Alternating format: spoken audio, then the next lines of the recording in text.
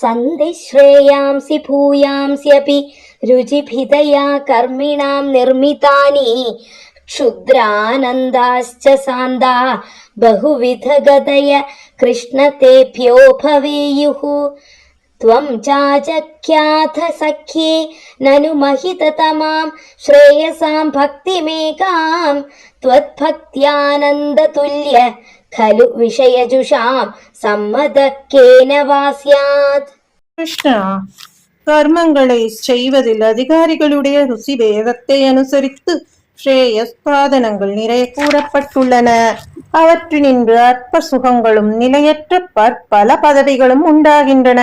என்றாலும் பக்தி ஒன்றே மற்ற மார்க்கங்கள் யாவற்றையும் விடச் சிறந்தது என்று தாங்கள் தங்கள் நண்பரான உத்தவருக்கு உபதேசித்தீர்கள் அல்லவா?